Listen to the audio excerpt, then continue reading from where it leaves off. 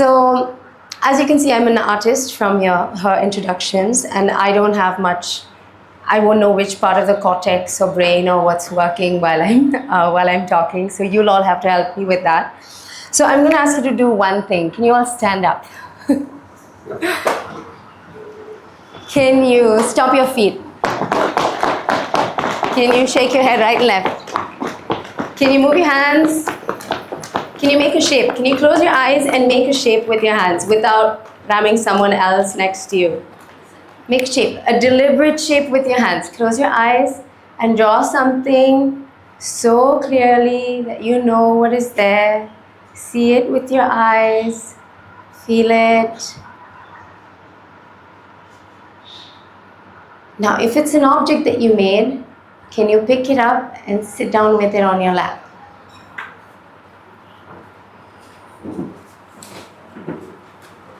You're all smiling, right? So that's what imagination does to you. The funny thing is, when we start teaching small children, actually what I do is, it's more about retaining their ability to imagine rather than crushing it out of their system. I know you all primarily deal with neuroscience and mind. I'm also going to speak about the body. If you look at a child that's basically younger than 3 years old, their spine is in perfect alignment. You know, we have 4 curves. Their curves work well. They squat perfectly. If you go back to a gym now, they're going to teach you how to squat. They'll be like, your knees are caving in, your toes are caving out, your back is out, hold your core. So all these things are essentially things that we have forgotten because we don't remember how to do it. Or the way we lead our lives, we develop habits that doesn't allow us to function physically the way we are meant to function, right?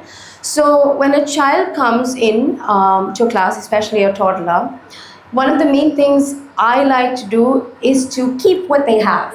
We're not teaching them anything. We're just like, make sure they keep that perfect squat, their ability. You know, if I'm wearing a dress, I should have worn some pajamas. But if they sit down, you know how adults stand up like this? Like with their neck and their shoulders. And if you sit down on the ground, it's even worse. But children have this way of like, they sit and they stand. They have a really organic way of sitting and standing. So many of us as dancers, I think especially with contemporary dance and flow work, we learn a lot from observing children. So we watch the children, we see how they are, and I think there's an entire system of release technique that's based on how they learn from the child that was there in their house. And now millions of dancers around the world basically practice that technique. Even if you've heard of Alexander technique, so even with that, it's more about how your spine is and how this is aligned while you function, and children have it. Now I'm going to go into the imagination. When a child comes to a dance class, I can tell them, see, I'm giving you something, and I want you to keep it carefully and bring it back to me tomorrow. And I can open a box, take something out and say, look, this is my ring, it's very valuable, don't lose it, bring it back to me. And they will take that ring with no question, put it in their bag, and next day when they come back to class, I'll be like, where's my ring? They're like, oh my God, I forgot it in the house. It's on my table. So there's no convincing, there's no leap of faith that I'm asking for them to do. They have an ability to imagine things, which is something that's so necessary as an artist, right? You want to be able to go into that imagination and allow your brain to run, which is why I think I was asking Mr. Dr. Chatterjee a question, and I don't think it, he was saying something about the brain part, and I didn't get which part of the brain was working. I was like, I'm going to leave it right now. I'll ask the question again later. So it's just the fact that you need their imagination to work, and eventually as you grow up, we forget how to imagine. We have things that are just plain. Even our visual imagination is barely anything. You can't imagine a waterfall, you can't imagine a sky. And this is something we try to retain with children, primarily from developing tactile cues to imagined objects. Does that make sense? So I'll give them an imaginary ball and I'll say, how does the ball feel? And I'll say, this is a bouncy ball. I'll say, this is a squishy ball. This is a hard ball. So we change the quality of the ball, and they should be able to handle the imaginary object with clear tactile cueing. And the way they handle it, you teach them to try to kind of use, like the muscles should respond in a way that they will handle that certain ball. Does that make sense?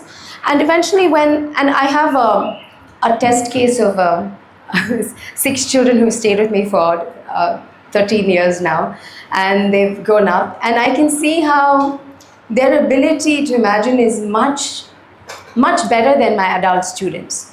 So it's easier for them to believe something when I put it on stage and say, okay, this is where the door is, this is the tree, and they're like, auntie, but you walked into the tree.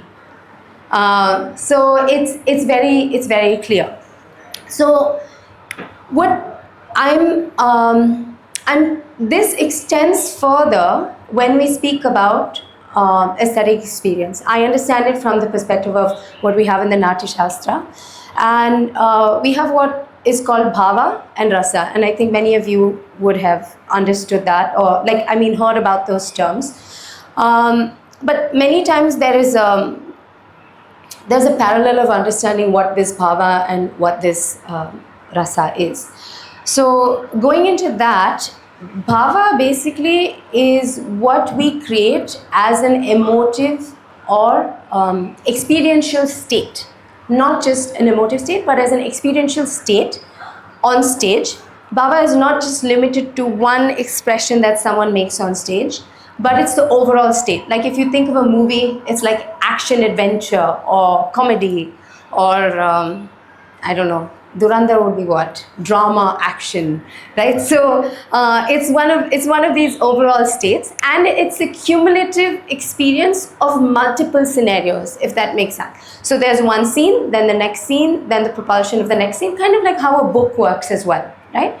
So bhava is also, weirdly, the Natya Shastra applies to writing as well in literature. So there's also bhava created within an entire episodic kind of series or literature or book. So when this bhava is created, there are these things that happen within the body of a dancer to create this bhava. So that we call as angika, anything that happens within the body of the dancer. Then in order for this bhava we use 4 elements, which is angika, vachika, aharya and satvika, to create this emotive state. So one would be the physical body itself, and the second would be the words that we use. So if there's any narration, any lyrics that we have, all of that. And aharya would be lights, jewelry, sound, props, music effects, dudum, like the firecrackers bursting in the background. All of that would be the aharya. Now the satvika is I was thinking about it when Dr. Chatterjee was saying how the experience was almost the same, right, for younger people in the digital world as well as when you saw it in person. And I was thinking, I'm not sure it would work the same for live performing arts. It would probably be different.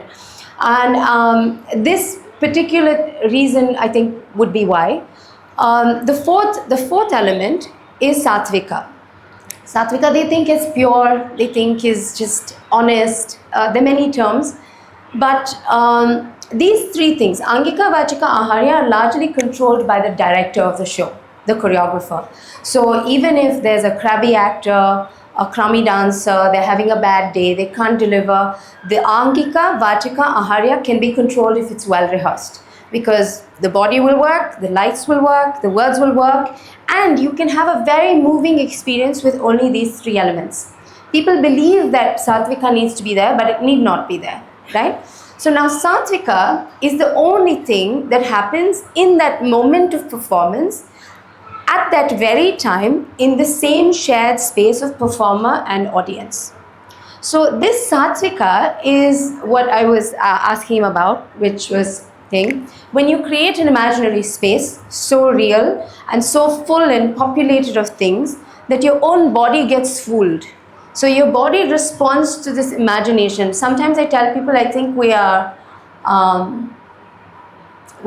multiple personalities, or like we're schizophrenics, like as performers, because we're talking to someone and that someone is talking back to us and I'm like, yeah, I know what you're saying. And they're like, oh, and the other person's also me. It's also in my head, but I'm talking to myself and it's perfectly normal, you know, and it's an outlet for people like me. So it's, so you have this completely imaginary scenario and your body gets fooled and you have a completely honest response. So this honest response is the only thing that happens in that moment of performance while in the shared space from the body of the actor and the imagination of the actor. This is not something the director can designate it, and with a skilled actor they can deliver it every time, but it's completely within the emotive and internal imaginative control of the performer. Does that make sense? So now this experience for a performer, rather than it being something that is weighing down, it actually ends up being cathartic.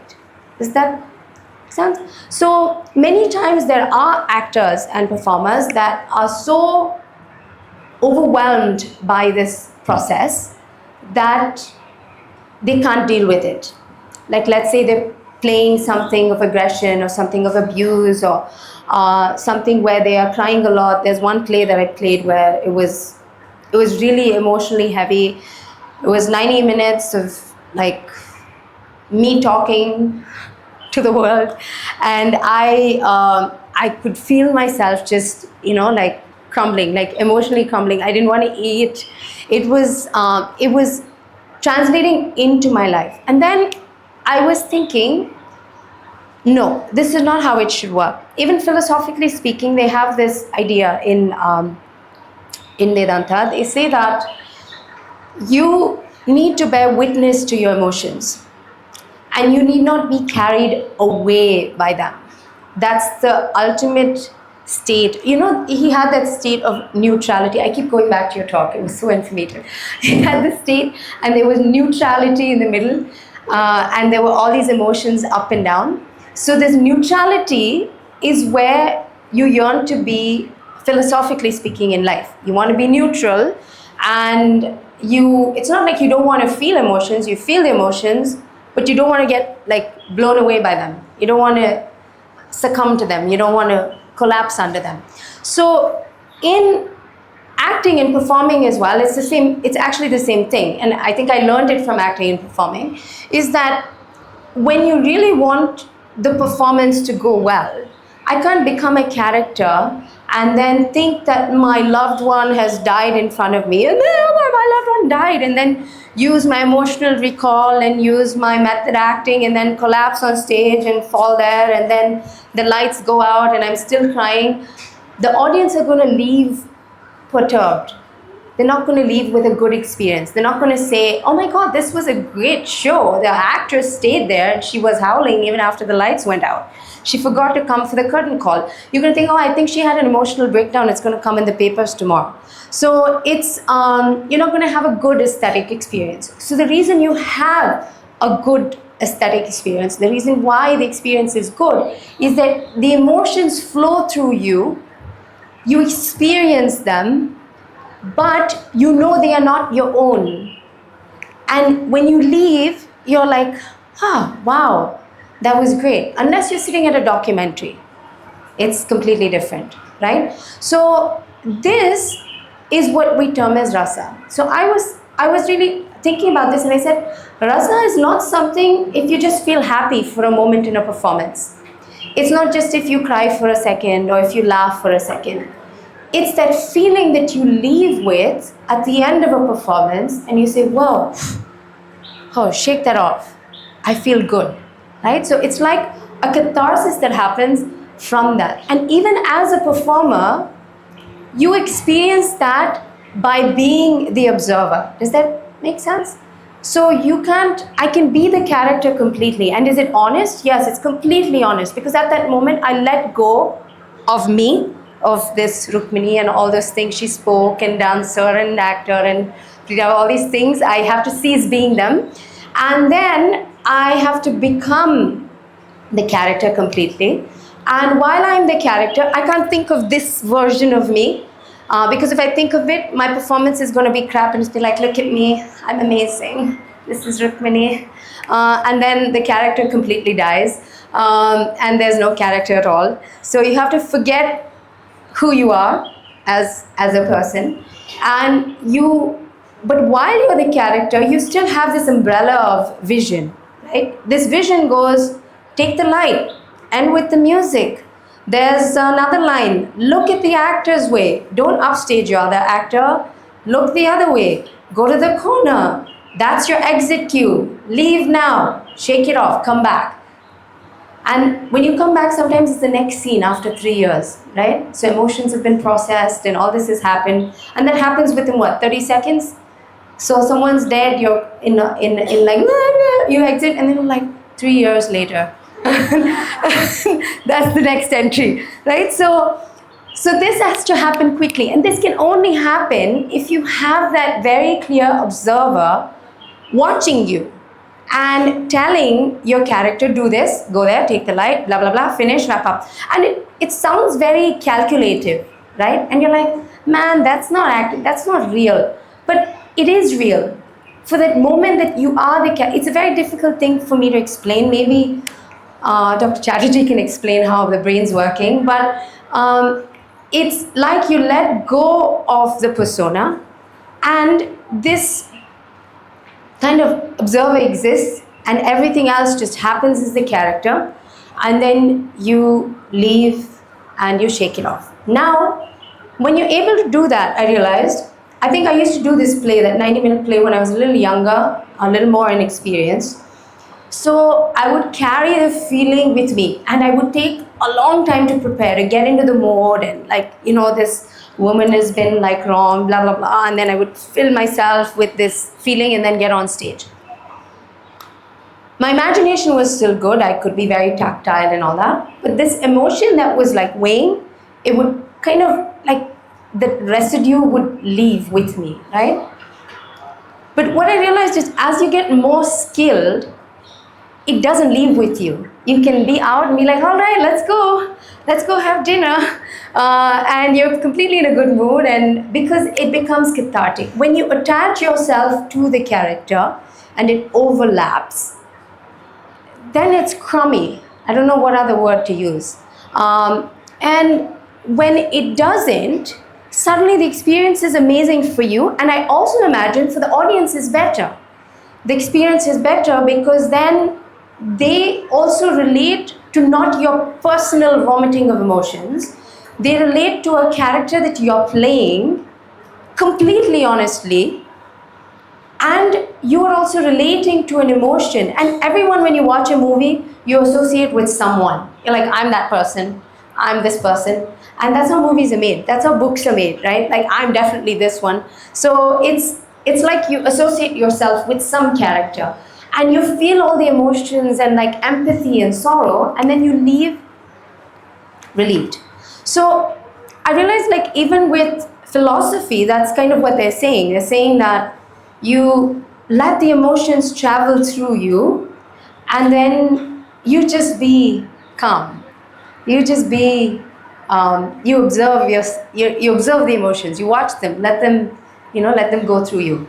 So then I'm going to go through this last bit. I was going to talk about the physical practice. So while we are getting to this place of understanding, there is a physical practice. It's not like this thing comes from just, how do you say, luck or talent. It's a lot of hours of practice. And I think this happens with sports people as well as musicians, any kind of artist. Like even for Paula to create that like blah blah blah thrown. I can't forget the painting I saw of his. I wanted to steal it, but it was too big to even. I saw it in the museum in Canberra a few years ago. It's just stunning. But even for that to happen, you might say he's just thrown paint. But there's hours of understanding of light and dark and things that they've drawn in order to arrive at this chaos that is so beautiful. Does that make sense? So even as a performer, when you have this hours of practice, of physical practice, and as well as imaginative practice, then it's like you go into a flow state and you just let it happen one after the other. And the flow state of even creativity comes in the same way. Like while you're in that flow state, the creativity happens. And sometimes the creative spark feels like, oh, it just happened. But it didn't just happen, it's based on those 20,000 hours of practice that you gave before that. And then now you can be just free and flowing. So the physical practice of dance also has, I think, a sublimely cathartic effect on oneself. I'm not sure how much of that same, like when you're seated and watching movement, you'd have to tell me how that works. But for the person that's moving, it can. I was reading somewhere, and you can correct me if I'm wrong, that dance is probably a better antidepressant than other movement things like yoga or running is that true? No? Maybe for us. You can never trust what you see online, but I would like to think that it's true. Yeah, I'm going to end with that.